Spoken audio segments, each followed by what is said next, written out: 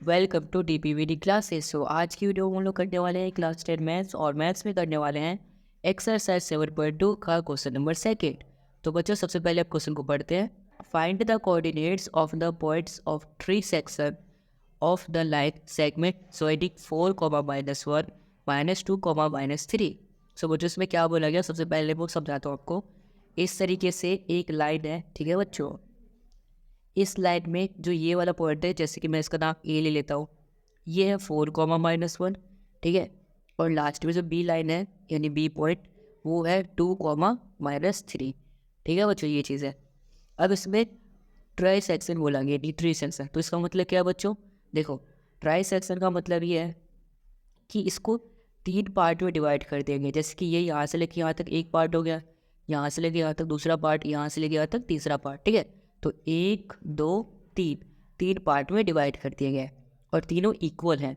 तीनों इक्वल है तो तीनों को रेशो क्या हो जाएंगे बच्चों, देखो इसका रेशो भी 1 हो जाएगा, इसका रेशो भी यहाँ पे 1 हो जाएगा और इसका रेशो भी 1 हो जाएगा, ये हो जाएगा। तो इसका नाम मैं पी ले लेता हूँ, ठीक है, और ये जो पॉइंट है इसका नाम क्यू ले लेता हूँ। तो अब हमें क्या बताना है इसमें, हमें ये बता रही है जो मैंने पी पॉइंट लिया है ना, इसके कोऑर्डिनेट्स क्या होंगे, जो मैंने यहाँ पर क्यू पॉइंट लिया है इसके कोऑर्डिनेट्स क्या होंगे, ये चीज़ हमें बताना है। यानी कि हमें सेक्शन फॉर्मूला का यूज़ करके कोऑर्डिनेट्स फाइंड करना है। जैसे भी हमने फर्स्ट क्वेश्चन में किया था, इससे पिछली वाली वीडियो में हमने क्या किया था, कोऑर्डिनेट्स को फाइंड किया था, वैसे इसमें भी कोऑर्डिनेट्स को फाइंड करेंगे, बट यहाँ पर एक साथ दो दो है, यानी ट्राई सेक्शन फॉर्म हो रहा है। तो इसमें कैसे करेंगे, चलो उसी को देखते हैं। तो बच्चों इसका सॉल्यूशन स्टार्ट होता है यहाँ से। सबसे पहले तो बच्चों हमें सेक्शन फॉर्मूला लिख लेना है। सेक्शन फॉर्मूला क्या होता है बच्चों, x, y equal to m1x2 plus m2x1 upon में m1 प्लस m2, ये होता है बच्चों, ठीक है। और उसके बाद m1y2 प्लस m2y1 अपॉन में m1 प्लस m2, ये होता है बच्चों सेक्शन फॉर्मूला। अब बच्चों मैं इतना बड़ा सा फॉर्मूला टाइम लगा के क्यों लिखता हूँ आपके सामने, ताकि आप भी देखो और आपको भी याद हो जाए, ठीक है। अब बच्चों इसमें क्या करेंगे, वैल्यूज़ को पुट करेंगे। अब सबसे पहले मैं यहाँ पर p को फाइंड करता हूँ। देखो p को फाइंड करना है, जिसके लिए m1 m2 चाहिए। m1 m2 का होता है रेसो होता है ना बच्चों। तो अगर मुझे p की रेसो चाहिए तो देखो इधर क्या हो जाएगा, ये वाला पार्ट, इसका रेसो तो 1 है।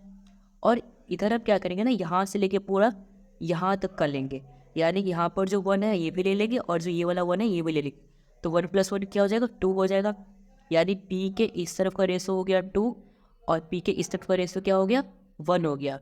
यानी कि 1 और 2 हो गया इसका रेसो, 1:2 हो गया, ठीक है। अगर ये ट्राई सेक्शन था तो हमने पहले 1 में डिवाइड किया सभी को, ठीक है।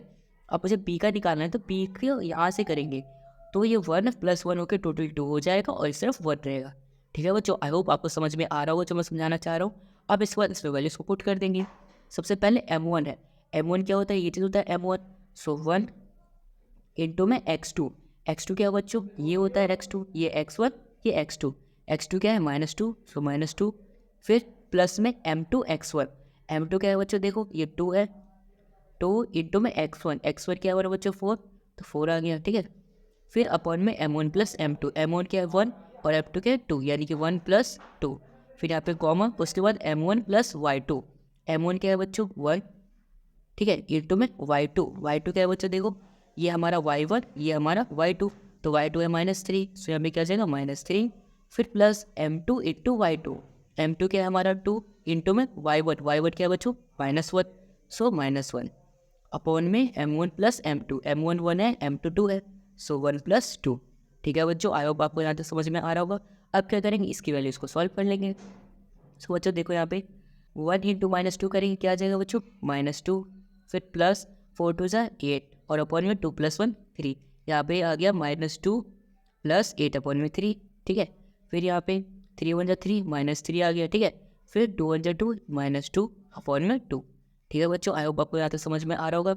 अब इससे अगला स्टेप मैं यहाँ पे कर रहा हूँ, देखो 8 में से 2 माइनस कर देंगे बच्चों, कितना आ जाएगा 6, सो 6 अपॉन में 3 आ गया। उसके बाद यहाँ पे माइनस माइनस प्लस हो जाएगा, तो -5/2 आ गया यहाँ पे, -5/3। अब बच्चों -5/3 क्यों आएगा, देखो 2 + 1 यहाँ पे 3 आएगा ना, जो कि मैंने हल्की सी मिस्टेक कर दी थी, आप इसका ध्यान रखना। 2 + 1 3 आएगा तो यहाँ पर 3 आएगा। अब बच्चों देखो हमारा यहाँ पे कैंसिल हो जाएगा, 3 1 ज़ा 3, 3 2 ज़ा 6, तो यहाँ पर क्या आ गया 2, -5/3 आ गया। तो मैं यहाँ पे क्या लिख लेता हूँ, 2, कॉमा -5/3। ठीक है बच्चों। सो ये आ गए हमारे कोऑर्डिनेट्स पी पॉइंट के। सो ये जो पी था इसके कोऑर्डिनेट्स क्या आ गई, 2, -5/3। ठीक है बच्चों, आई होप आपको समझ में आया होगा किस तरीके से मैंने यहाँ पे पी के कोऑर्डिनेट्स फाइंड किए। ठीक है बच्चों, आया है समझ। चलो फाइंड करते हैं क्यू पॉइंट के कोऑर्डिनेट्स। ठीक है बच्चों। सो बच्चों अब हम क्या करते हैं, ये जो क्यू पॉइंट है उसको फाइंड करते हैं। ठीक है बच्चों, हमने पी को फाइंड कर लिया, अब क्यू को फाइंड करेंगे। क्यू को कैसे करेंगे, पहले इसका मैं रेशो बता देता हूँ, रेशो कैसे लेंगे। देखो ये ट्राइसेक्शन था तो याद कि 1 रेशो में तीनों डिवाइड था, है ना बच्चों। बट अब हमें क्यू निकालना है तो इतना रेशो क्या हो जाएगा 1, और क्यू से लेके पूरा यहाँ ए तक का ये रेशो क्या हो जाएगा बच्चों, यहाँ तक का 1 ये और 1 ये, 1 + 1 2 हो जाएगा, यानी कि 2:1 आ जाएगा इसका। ठीक है बच्चों, और सेम कोऑर्डिनेट्स ए और बी के यूज़ करेंगे इस फॉर्मूले में ताकि हमारा क्यू आ जाए। ठीक है बच्चों, तो चलो अब इसको भी करते हैं सॉल्व। मैंने यहाँ पे फॉर्मूला पहले से ही लिख लिया है। अब m1 × x2 है। सो m1 क्या है हमारा 2, सो 2 × x2 क्या है बच्चों -2। ठीक है बच्चों, -2, क्योंकि ये हमारा x1 होगा और y1 होगा, और ये हमारा x2 होगा और ये y2 होगा। ठीक है, फिर प्लस m2 × x1। सो m2 क्या है बच्चों यहाँ पर देखो 1, सो 1 × में x1 क्या है हमारा 4।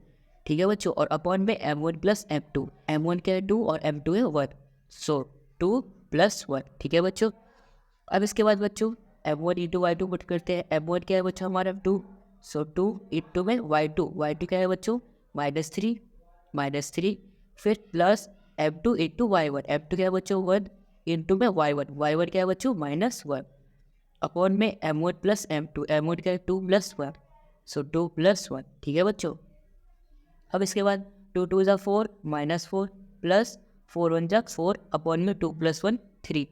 ठीक है बच्चों, आई होप आपको यहाँ तक समझ में आ रहा होगा। अब इसके बाद 3 × 2 = 6 -6, फिर 1 × 1 = 1 -1, क्योंकि माइनस का साइन है दोनों में। ठीक है, फिर 2 + 1 3। अब बच्चों इसके बाद देखो 4 में 4 जाएगा 0, 0/3 क्या हो जाएगा 0 ही हो जाएगा। फिर यहाँ पे कॉमन -6 और -1 क्या हो जाएगा माइनस प्लस -7, क्योंकि माइनस का साइन बढ़ा है यहाँ पे, सो -7/3।